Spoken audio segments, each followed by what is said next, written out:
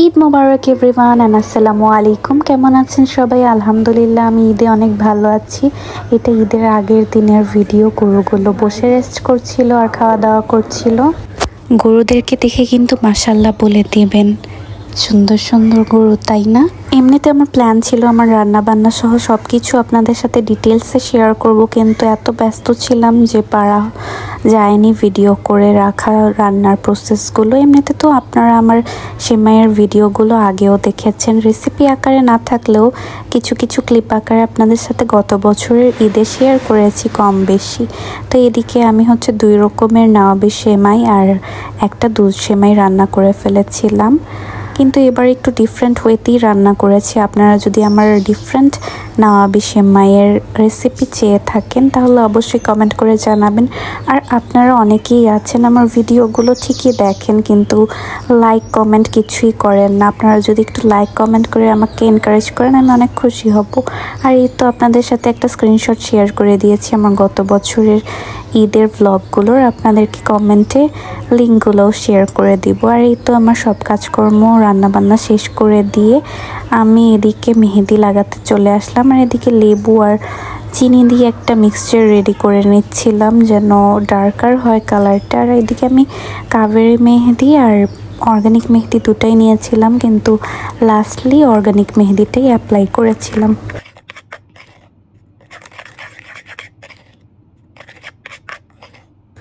মেহেদি apply করতে করতে অনেক রাত হয়ে গিয়েছিল, আর রাতের বেলায় আমি কার্টেন্সগুলো চেঞ্জ করে ফেলেছিলাম। আর সকালে উঠে আমি আমার বেডশিটটাও চেঞ্জ করে নিব। আর রাতেরবেলা অন্ধকারে আপনাদেরকে রুমটা শেয়ার করে দিচ্ছিলাম, বাকি রুমগুলো আর দেখানোর সময় হয়ে ওঠেনি, শুধু আমার রুমটাই আপনারা দেখে নেন। এবার ঈদের আগে অনেক কিছু কুকিং করেছিলাম কিন্তু কিছুই তেমন একটা ভিডিও ক্লিপস নিতে মনেই নেই। আমি নুডলস গতবার যেভাবে রান্না করেছিলাম ঠিক সেভাবেই নুডলসও রান্না করেছিলাম অ্যান্ড তেহারি রান্না করেছিলাম, কিচ্ছুর ক্লিপস নেওয়া হয়নি। আর এই যে রাতে আমি ড্রেস ঠিক করে নিয়েছিলাম যে আমি কোন ড্রেসটা সকালে উঠে পরবো। এই ড্রেসটা আমি পারচেজ করেছি একটা নতুন ফেসবুক পেজ থেকে, আপনাদের সাথে তো একটা পিকচার দিয়ে শেয়ার করে দিয়েছি, দেখে নেবেন ওখান থেকে। ড্রেসটা অনেক সুন্দর ছিল আর কালারটাও খুব সুন্দর। আর একদম সকাল সকাল উঠে গিয়েছি কোরবানি শুরু হওয়ার আগেই। এইদিকে গরুদেরকে রাখা হয়েছে আর ওইদিকে প্রিপারেশন নেওয়া হচ্ছিল। তা আমিও বসে উপর থেকেই দেখছিলাম। কাটাকাটি তো অবশ্যই আমি দেখবো না, কিন্তু তারপরেও কতক্ষণ সামনে ছিলাম। এই তো দেখেন এখানে সব প্রিপারেশন নেওয়া শেষ, বাকিটা তো এখানে গরুটাকে ফেলা হবে। আর এই টাইমগুলোতে অনেক বেশি কষ্ট লাগে, তাই তেমন একটা দেখি না, এতটুকুই দেখবো। দেখার পরে আমি চলে যাব রুমে। আর এদিকে দেখেন বাকি গরুগুলো মন খারাপ করে রেখেছে, কারণ ওরাও বুঝতে পারে হয়তো ওদেরও একটু পরে চলে যেতে হবে।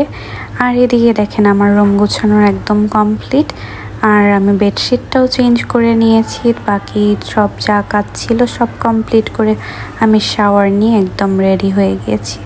আর এদিকে সব কাটাকাটি ডান হয়ে গিয়েছে, আম্মু এদিকে বসে পড়েছে ভাগাভাগি করার জন্য। আর এইভাবেই আমাদের ওই দিনটা শেষ হয়ে যায় অনেক অনেক কাজ করতে করতে।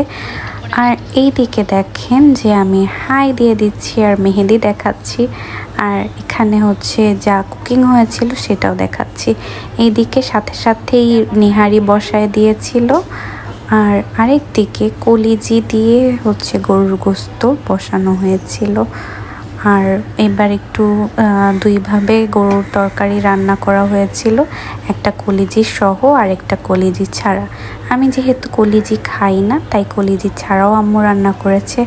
আর গরুর গোস কাটার সাথে সাথে একটা ফ্রাই করা হয়, সেইটাই আম্মু এখানে মশলা টশলা মাখিয়ে ফ্রাই করে নিচ্ছিল।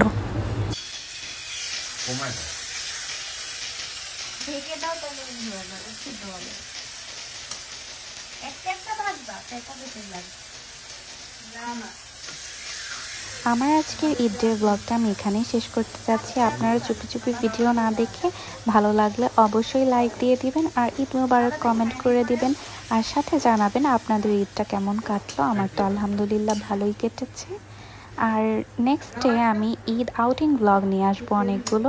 সেগুলো দেখতে হলে কিন্তু আমার এই ভিডিওতে অবশ্যই লাইক দিতে হবে আর কমেন্ট করে জানাতে হবে যে আপনারা নেক্সট ভিডিওগুলো দেখতে চাচ্ছেন। আজকের মতো তাহলে আল্লাহ হাফিজ, আপনারাও ভালো থাকবেন। অ্যাগেইন ঈদ মোবারক এভরিওয়ান।